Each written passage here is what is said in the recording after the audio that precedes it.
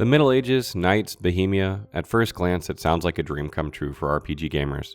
But what is it really? Has the hype surpassed the actual game? In this article we explore the labor of love that is Warhorse Studios' Kingdom Come Deliverance, a game that has been years in development and has created a buzz for its unique take on an RPG. Let me go find my armor and sharpen my sword, because where we're going to need it. Kingdom Come Deliverance takes place in the early 15th century Bohemia, modern-day Czech Republic, where players take on the role of a young man named Henry, a blacksmith's son, during a time of war and strife. The land is torn asunder by supporters of the king Wenceslas IV and the invading force of the would-be usurper Sigismund of Luxembourg, his brother, and you are just a commoner caught in the middle. It is a time of knights and chivalry, duty and honor, and courage and bravery, and even though you are a mere mortal compared to some of these legends of history, Warhorse does a good job of inserting you into a position where you can influence events to a varying degree. The game's story is not only extremely well written, but unfolds in a way that unexpectedly draws you in and takes hold. Sometimes after watching a cinematic, I would find myself sitting closer to the screen, or with my hand over my mouth without even realizing. And a number of times I had goosebumps because I was moved by what was happening, and the animations and acting were so good I felt as though I were watching a movie. The land is green, lush, vibrant, massive, and extremely detailed. If you remember how it felt to explore Oblivion or Skyrim for the first time, Kingdom Come Deliverance has replicated that, only with enhanced visuals and a little bit less wonder because of the lack of fantasy elements, if only slightly less. After all, you get to explore castles and ramparts, go hunting in the woods for wild animals, hop on your horse and go for a ride in a storm or in the bright sunshine, or you can even stop at a bathhouse for some much-needed relaxation. What more could you ask for?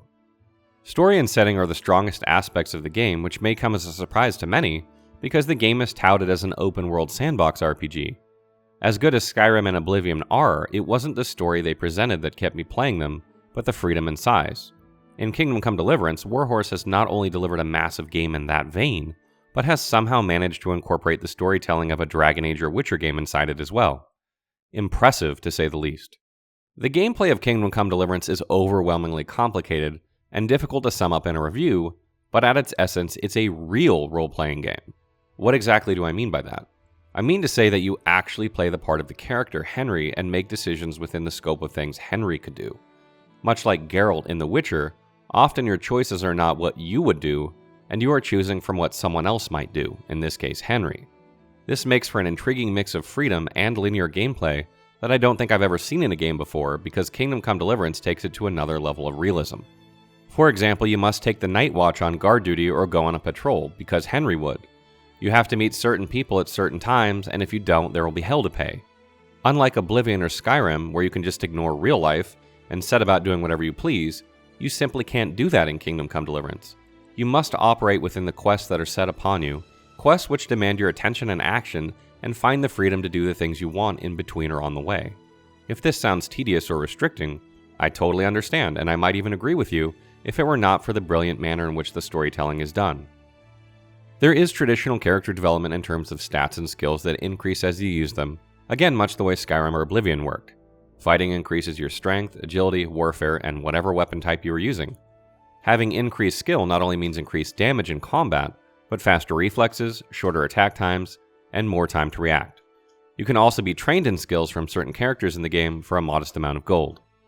Combat is at first glance done in an extremely strange way and may put off people who have watched streams or have seen gameplay, especially of the early areas. When you first start out, you suck at sword fighting. I mean really badly. Indeed, the first person you can fight will kill you every time, no matter how good you personally are, because Henry is not. Throughout the course of the game, you unlock techniques much the way you would in an action game like Darksiders that makes combat much easier and, more importantly, much more fun and interesting. If you don't feel like a badass knight after your lesson with Captain Bernard, then I'll eat my hat. Questing is handled in much the same way as it is in most RPGs, meaning go here, help this person, or do this or that. However, there is much more freedom to the manner in which you can complete them. For example, if you need to get an item from someone, you can buy it from them, steal it from them, kill him and take it, try to get him to gamble it on a game of dice, or perhaps even do something in exchange. While not every way you can think of in real life is present, many are, making you feel a sense of accomplishment that you completed the task at hand your way. As mentioned, the gameplay of Kingdom Come Deliverance has so many facets, impossible to cover them all in a somewhat brief review, but I expect this area to be one that either players love or hate. This is a hardcore role-playing game, and that sort of gameplay is not for everyone. Many modern gamers like the more fantastical style of most video games, where you can do things that you very much cannot in real life, and I fully expect there to be some disappointment. However, Warhorse has been very clear about what sort of game this is from the start, so I cannot help but feel they are not responsible for that.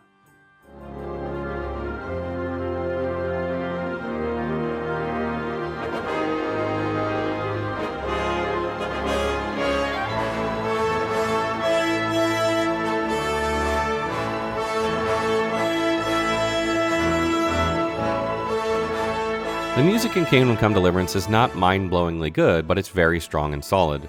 It does a good job of setting the mood of the game, and you never seem to notice it, except when it enhances a scene, which I always find to be a good indicator.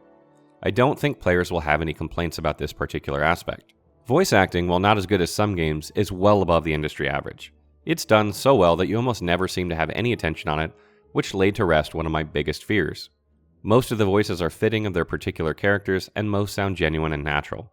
An added plus here is that the facial animations are good enough that you're not just sitting there looking at mouths that don't seem to match what people are saying, but are instead listening as you would in real conversation. Private bath for two? I'm sure you'll be extremely satisfied. Sound effects are brilliant and really help to place you in the time period. From the clanging of the blacksmith's hammer, to the horseshoes clopping along behind you, and even the sound of the rain. Everything very much feels as it should, leaving you to focus on the task at hand without too much distraction. Visually, Kingdom Come Deliverance is a feast for the eyes, and you can spend quite a bit of time just gawking at castles and countryside. As I played the PC version on a fairly decent gaming rig, I was able to play the game at max graphics, and it looked gorgeous. Not quite The Witcher 3 gorgeous, but close. Unfortunately, however, I was not able to get a solid 60 FPS with my equipment, though it never dropped below 30. This was a bit disappointing. If setting and storytelling are the best things about Kingdom Come Deliverance, then the audio and visuals are a close second. You experience the wind and the rain, the sun and the leaves falling in extremely high detail. So much so, in fact, a friend came over while I was playing and was like, "That looks amazing!" The right amount of density and foliage, which is something you just don't see in other games. I fully expect players to complain about not being able to get 60 FPS without a top-of-the-line rig, and I was a bit disappointed myself, but aside from that, I have no complaints. Kingdom Come Deliverance is a much-needed breath of fresh air for the gaming industry, and frankly one that many players will overlook, much the way Demon's Souls originally was. It's challenging, cryptic, vague, and there are simply too many questions without answers for the average gamer. However, if you stay the course and persist through the unknown, understanding that you will get the answers if you carry on, you will find a very special and personal experience that few games offer. Only 3 games to date have inspired me to pick up a book and actually read about the events of the game I was playing. The first was The Witcher, the second was Neo, and now the third is Kingdom Come Deliverance.